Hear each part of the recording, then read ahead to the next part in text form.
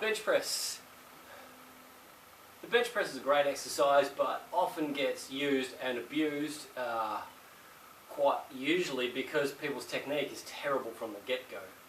The hard part is read stuff in magazines, see stuff on YouTube, and the opinion on how to perform it correctly varies greatly.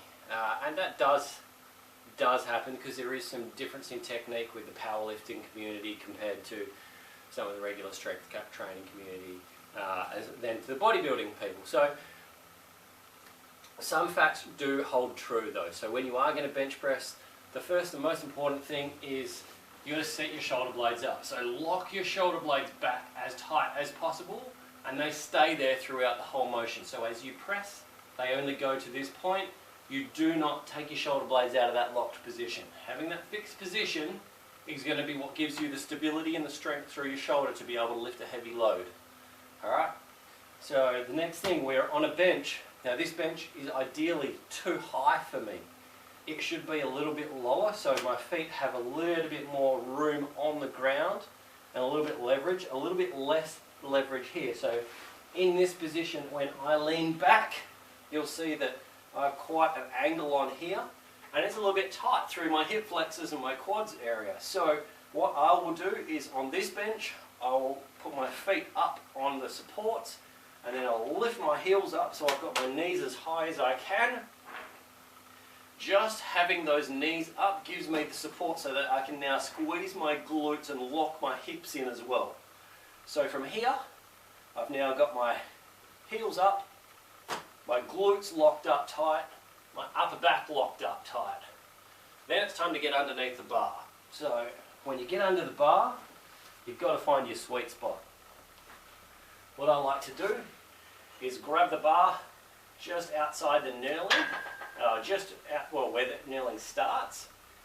Alright, from here, I'll set my eyes underneath the bar and then start locking everything up.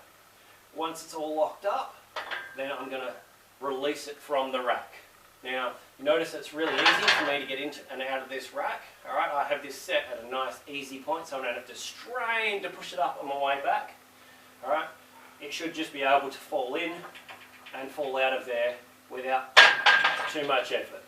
Okay, so eyes under the bar, I'll lock everything up tight, pull it out of the rack, pull the bar down towards your chest, press up nice and high. It doesn't have to touch your chest. Some people will have the range of motion that they can do it easily. Some people, you're going to have some distance behind it. That's fine. As you improve in your flexibility, you'll find that your ability to press with better technique is fine. But don't be a stickler for technique and just completely limit everything you do because it's not perfect. It's never going to be perfect. The body's not completely symmetrical. So just do the best you can and do it sensibly. Alright, so as I said, you pull the bar in towards your chest.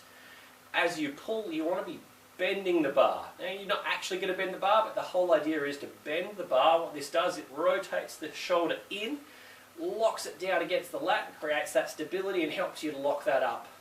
As that's locked up, you pull it down towards you because pulling in will activate those back muscles better. And then once you've got to your bottom position, with everything locked up, push it straight back up. Same thing. Now, some people might find that the straight bar puts too much stress on the shoulders. You can get a Swiss bar which has angles on it, or straight, so you can press like this, press like this. Other people may find that a flat bar or a straight bar is no good for them. They're much better off with dumbbells. That's fine. If that's what you need to do, that's what you do. You can press with kettlebells. Same thing. The bench, you might find that flat is no good and puts a bit too much stress on your shoulders. Lift it up a little bit. That first one is 30 degrees, but that doesn't mean that I can't leave this down flat and put something underneath the bottom there just to lift that bench up on a bit more of an angle. There are lots of tweaks that you can make for bench press, but the main thing is keep yourself stable, control the reps. Every rep should be perfect. If you're straining for a rep like this, it's well and truly your last rep and you probably did one too many.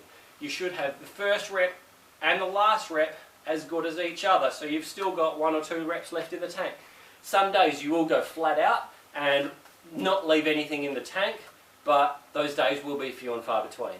So practice your technique, keep working on that. Remember, keep those elbows pulled in tight. Flaring out is just a recipe for shoulder issues, and we don't want any shoulder injury. So elbows in tight, 45 degree if possible, or somewhere around there, and just keep practicing on getting that technique right.